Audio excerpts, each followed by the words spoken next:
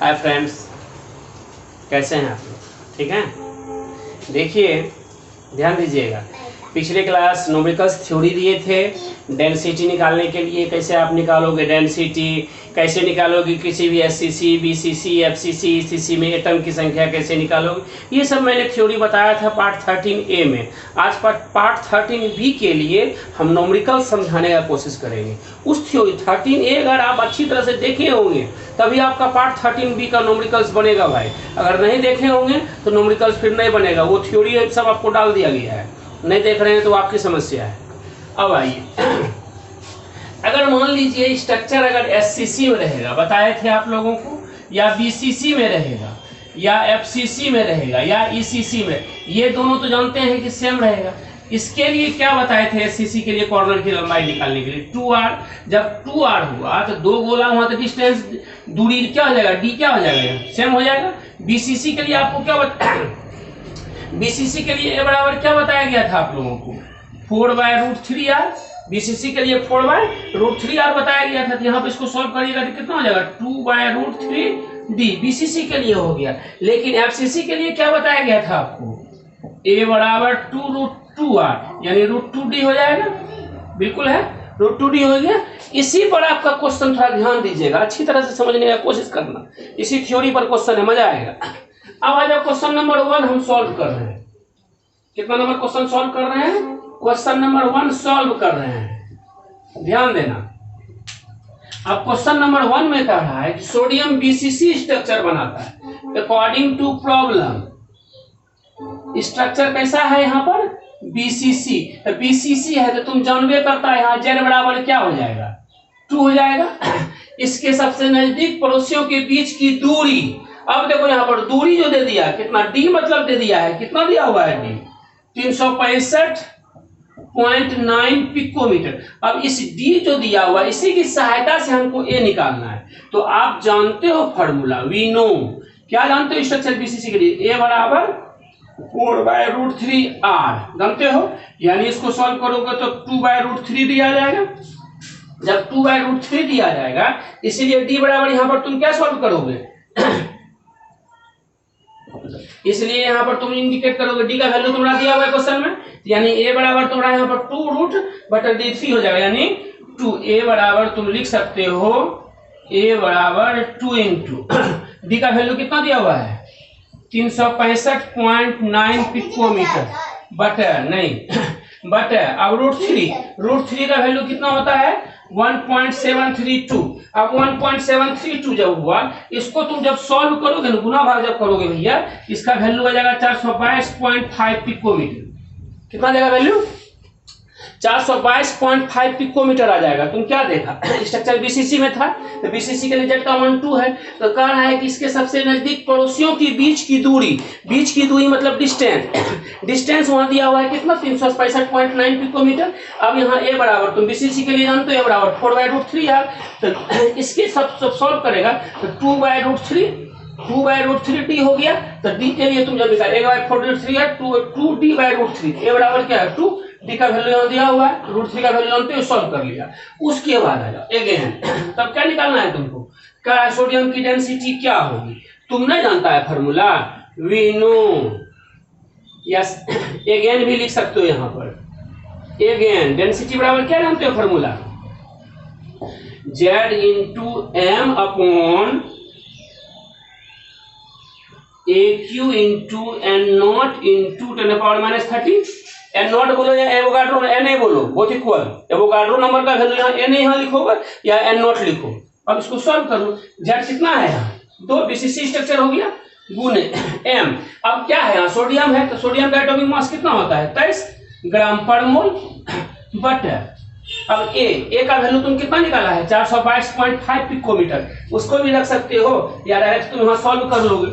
422.5 का whole 3 into Avogadro number 6.022 into 10⁻23 into, अब यहाँ पर तुम क्या होगा? 10⁻30 पर मोल इंटू 10⁻30 सेंटीमीटर। अब इसको जब तुम सॉल्व करेगा, ध्यान दो, ये पहला स्टेप तुम्हारा ये निकला, क्वेश्चन का जो तुम पहला स्टेप निकाला, ये निकला पहला स्टेप, पहला स्टेप तुम्हारा ये निकला। दूसरा स्टेप में यहां जब तुम सॉल्व किया तो पर मोल नहीं कट जाएगा। अब इसको जब तुम सॉल्व करेगा, अब देखो यहाँ पर क्या है, ग्राम है। आइए जब ऊपर उठ के ऊपर जाएगा, ग्राम पर सेंटीमीटर क्यों था, इसको जब ऊपर उठा कर चले जाओगे तो डेंसिटी बराबर क्या हो जाएगा, निकलेगा। मान लो इसको जब सॉल्व करोगे गुना भाग x ग्राम पर सेंटीमीटर क्यूब, नहीं निकलेगा, क्या निकल जाएगा। अब जो भी वैल्यू निकलेगा उसको मान लेते हैं, मान लो x मान ले रहे x ग्राम पर सेंटीमीटर क्यूब। कोई जान था, कोई जान नहीं था, थोड़ा सा लगना पड़ेगा, ट्रिक लगाना पड़ेगा दिमाग।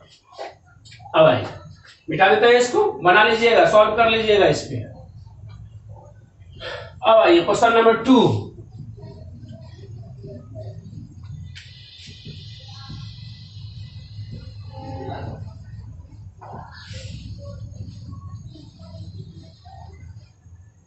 यानी कहने का मतलब 5 मिनट जो तुमको क्वेश्चन सॉल्व करने लगेगा वो तुम 2 मिनट में फेंक देगा सॉल्व करके। सॉल्यूशन 2 नंबर सॉल्यूशन, ध्यान देना।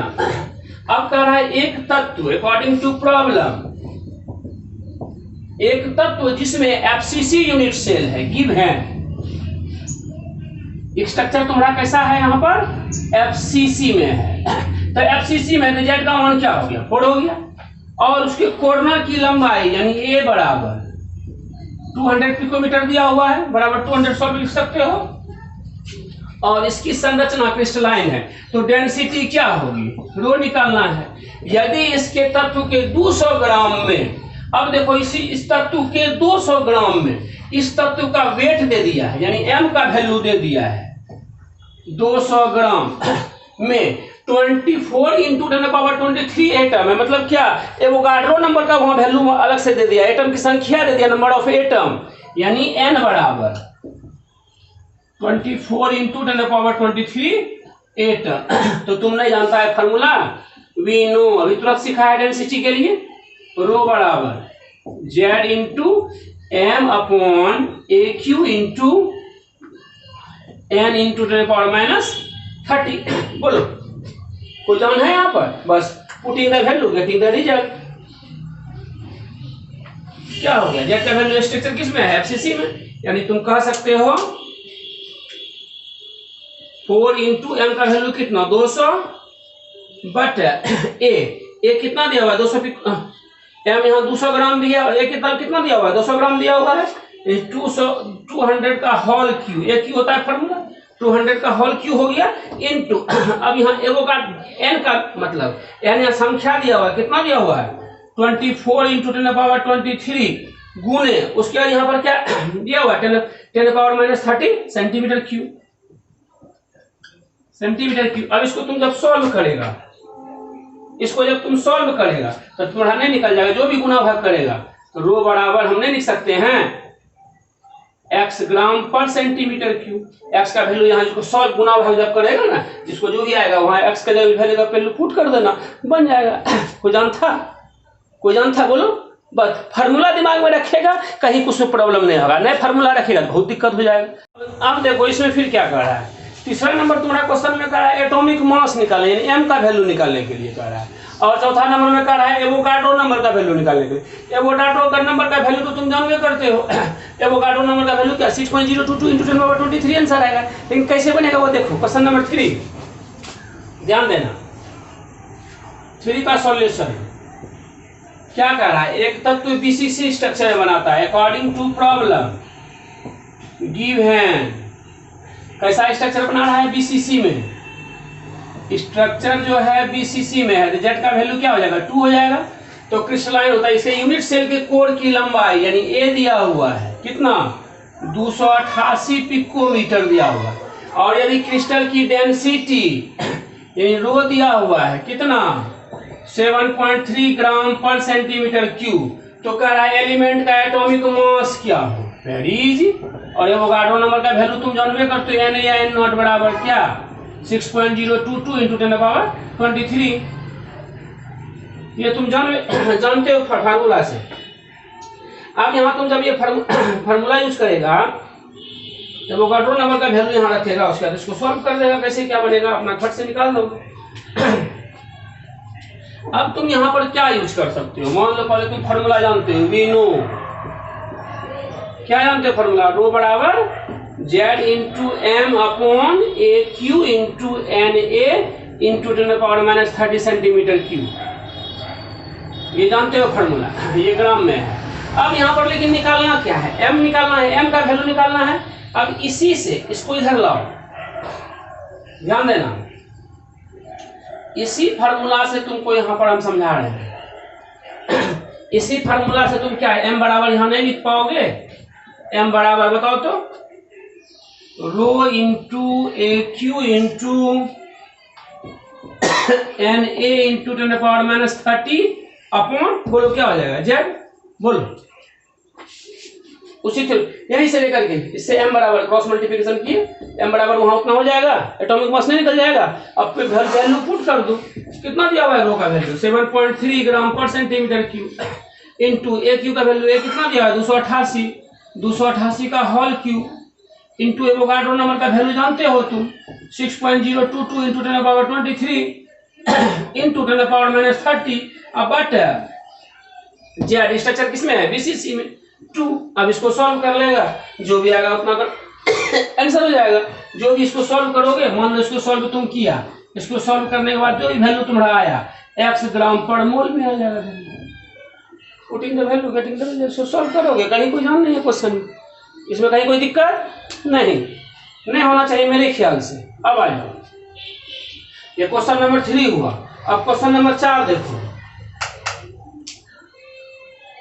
क्या किया, स्ट्रक्चर किसमें था, बीसीसी, जेड हो गया टी, कॉर्नर की लंबाई दिया हुआ है 288 पिकोमीटर, रो बराबर दिया हुआ है 7.3 ग्राम पर सेंटीमीटर। तो कह रहा है उसका एटॉमिक मास क्या होगा, m निकालना है। एवोगाड्रो नंबर का वैल्यू तुम जानबे करते हो, तो रो बराबर क्या होगा, जेड इंटू एम बटा q into n into 10⁻³ centimetre. m का वैल्यू से पुट करके निकाल लोगे, इसको मल्टीपल किया, m का वैल्यू निकाल लिया, m का वैल्यू निकाल लिया, यहाँ सॉल्व कर लेगा, जो आएगा आंसर होगा। क्लियर है, चलिए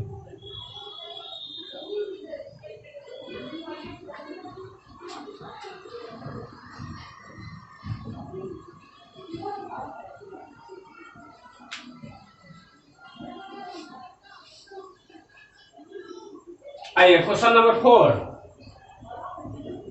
सॉल्यूशन।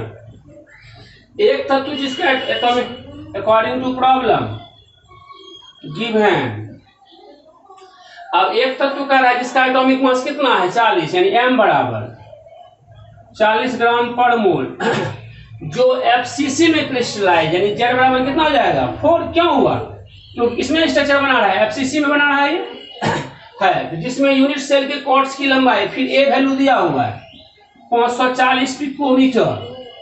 यदि इसकी घनत्व यानी फिर डेंसिटी यहाँ दिया हुआ है कितना 1.7 ग्राम पर सेंटीमीटर क्यूब। तो कह रहा है एवोगाड्रो नंबर क्या हुआ, यानी का वैल्यू निकालना है,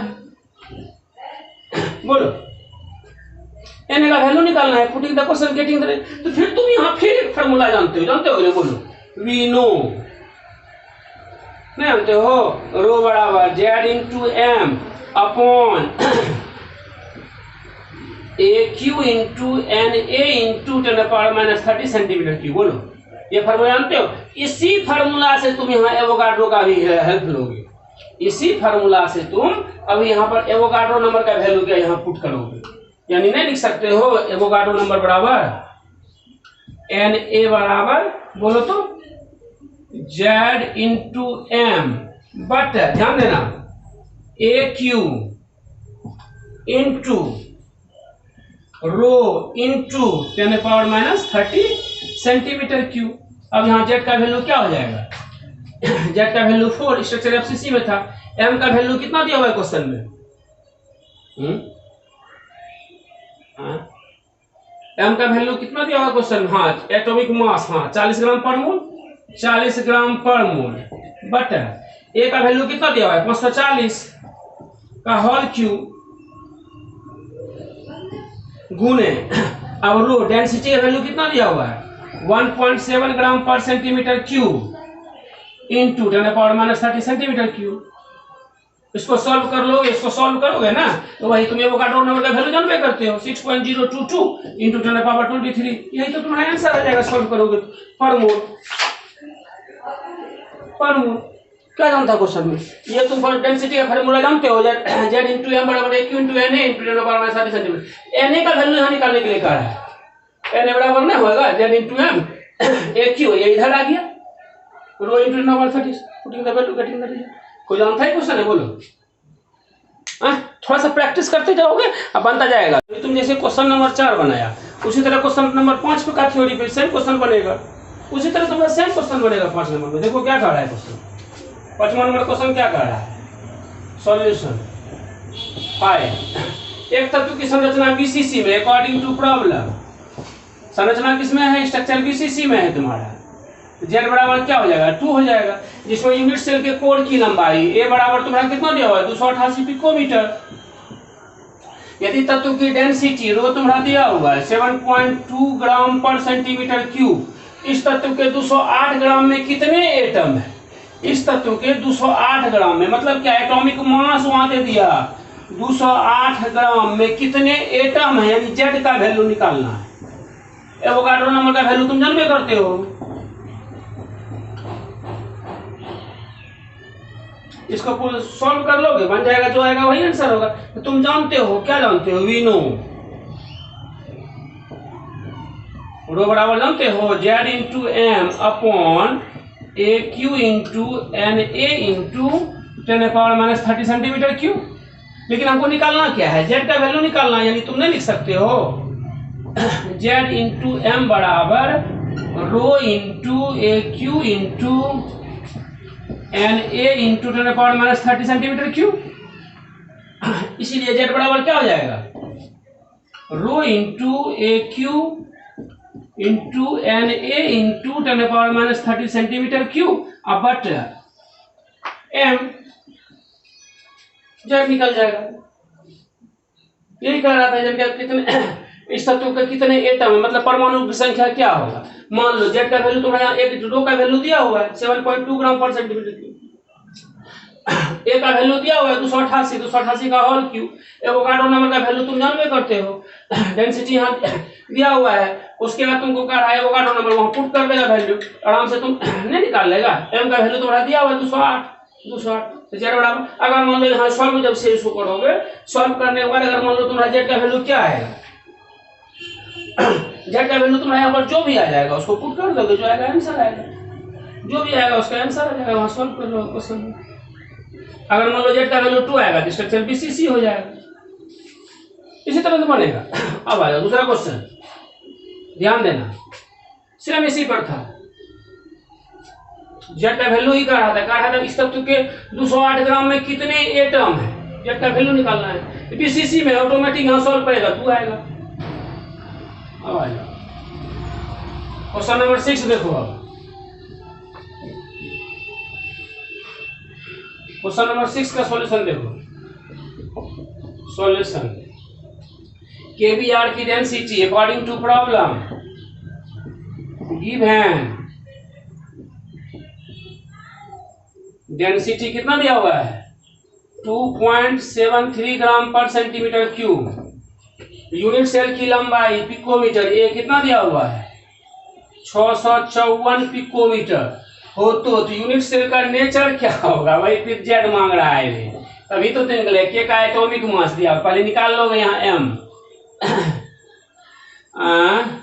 यहाँ कंपाउंड है इसलिए क्या निकालोगे, मोलर मास ऑफ केबीआर, मतलब एम निकाल रहे हो तुम, के का एटॉमिक मास कितना यहाँ हिंट्स के लिए दे दिया है क्वेश्चन में 39, बीआर का कितना दिया हुआ 80, सॉल्व करेगा कितना हो जाएगा 8, 80 30 110 119 ग्राम पर मोल। ये एम का वैल्यू निकल गया, जब ये एम का वैल्यू निकल गया और एवोगाड्रो नंबर का वैल्यू तुम जानबे करते हो एन ए बराबर 6.022 इंटू 10⁻23, तो तुम जानते हो फॉर्मूला, वी नो, क्या जानते हो फॉर्मूला, रो इक्वल टू नहीं जानते हो, z into m upon a Q into N A into 10⁻30 centimetre cube, ये जानते हो। निकालना क्या है, जेड निकालना है, इसको इधर ले आओ, यानी जेड इंटू एम बराबर rho into a cube, write करना जेड बराबर, जगह छोटा है थोड़ा सा, a Q into N A into 10 - 30 centimetre cube. अब बट एम इस फार्मूला से निकाल लोगे। अगर मान लो तुम्हारा जेड का वैल्यू आया 2, स्ट्रक्चर नेचर कैसा हो जाएगा, बीसीसी हो जाएगा। अगर मान लो तुम्हारा जेड का वैल्यू सॉल्व करोगे आ जाएगा 4, तो नेचर 4 आ जाएगा, तो नेचर कैसा हो जाएगा, एफसीसी में हो जाएगा इसका नेचर। वही कह रहा है वो यूनिट सेल का नेचर कैसा होगा, नेचर सॉल्व कर लिया। अगर जेड का वैल्यू आया 2 तो हो गया तुम्हारा बीसीसी में नेचर, अगर जेड का वैल्यू तुम्हारा आ गया 4 तो एफसीसी में नेचर हो जाएगा। ये तो क्वेश्चन में तुम्हारा कह रहा था सॉल्व करने के लिए, कैसे करना कोई जानता है, कोई जान नहीं, थोड़ा प्रैक्टिस करो। तुम्हारा क्वेश्चन यहाँ 7वां नंबर भी सेम क्वेश्चन है, सेम क्वेश्चन है, कहीं कोई चेंजिंग नहीं है। देखो 7वां नंबर क्वेश्चन क्या कर रहा है, सॉल्यूशन क्या कर रहा है, देखो क्रोमियम की density according to problem, density कितना दिया हुआ है, रो 7.2 ग्राम पर सेंटीमीटर क्यू दिया। यदि यूनिट सेल किसमें कर रहा है, यहाँ पर क्यूबिक में। अब यूनिट सेल जब यहाँ पर क्यूबिक में है और उसके कॉर्नर की लंबाई ए बराबर भी दिया हुआ है 289 पिकोमीटर, कितना दिया हुआ है पिकोमीटर 289। तो यूनिट सेल का नेचर क्या होगा, क्रोमियम का एटॉमिक मास दिया हुआ है कितना 52 ग्राम पर मोल। और जानवे करते हो तुम एवोगाड्रो नंबर का वैल्यू जानवे करते हो 6.022 इंटू 10⁻23। देखो सेम क्वेश्चन है कि नहीं। तो यहाँ पर तुम्हारा जेड बराबर निकालना है, कारण कैसा नेचर होगा उस यूनिट है जो है कह रहा है यूनिट सेल जो क्यूबिक में है तो उसका नेचर कैसा बने, मतलब जेड का वैल्यू निकालना है। तुम जानते हो फॉर्मूला, वी नो रो बराबर क्या जानते हो, z into m upon a Q into N A into 10 - 30 centimetre cube. यहाँ जेड का वैल्यू निकालना है, फिर वही चीज वही सब सॉल्व करोगे, डायरेक्ट लिख देते हैं हम, डायरेक्ट जेड बराबर rho into a Q into N A into 10 - 30 अब बट एम हो जाएगा, नहीं होगा। अब यहाँ इसका वैल्यू पुट कर दो, रो का वैल्यू कितना दिया हुआ है 7.29 गुणे ए का वैल्यू कितना दिया है 289 का होल क्यूब गुणे एवोगाड्रो नंबर का वैल्यू जानते करते हो 6.022 इंटू 10⁻23, ये दिया हुआ है 10 - 30।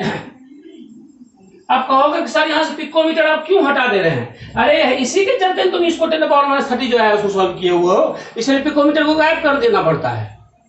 अब एम का वैल्यू तुम्हारा कितना दिया है, एटॉमिक मास कितना दिया 52 ग्राम पर मोल, 52 ग्राम पर मोल। अब इसको तुम जो भी सॉल्व करोगे जेड का वैल्यू तुम्हारा आ जाएगा। अगर मान लो जेड का वैल्यू अप्रोक्सीमेटली वैसे आएगा, जेड का वैल्यू यहाँ पर 3.87। अब 3 रुपया 87 पैसा अगर आएगा अप्रोक्सीमेटली, तुम उसको दुकानदार को 4 रुपया देगा जी, 3 रुपया 87 पैसा आएगा 4 रुपया देगा, 4 हो जाएगा, जेड का वैल्यू तुम्हारा 4 निकलेगा। 4 निकलेगा जैसे जेड का वैल्यू, इसका नेचर कैसा हो जाएगा, एफसीसी में हो जाएगा नेचर। ये तो क्वेश्चन कर रहा था, सबको क्वेश्चन सातों को प्रैक्टिस पूरा कर लेना है समझ के, बहुत मजा आएगा। नेक्स्ट वीडियो जो हम लोग पढ़ेंगे इम्परफेक्शन इन सॉलिड या defects in solid. Imperfection in solid मतलब ठोस में अशुद्धता, या डिफेक्ट्स इन सॉलिड ठोस में दोष। ये लास्ट टॉपिक है, उसके बाद एक टॉपिक और है, बोले थे ना कि 3-4 वीडियो, अभी 2 वीडियो और लगेगा, 2 से 3 वीडियो, इसको कर लेना है समझ के। फिर हम लोग मिलते हैं एक छोटे से ब्रेक के बाद। संडे को वीडियो नहीं डाला जाएगा, फिर मंडे से आपको कंटिन्यू वीडियो डाला जाएगा।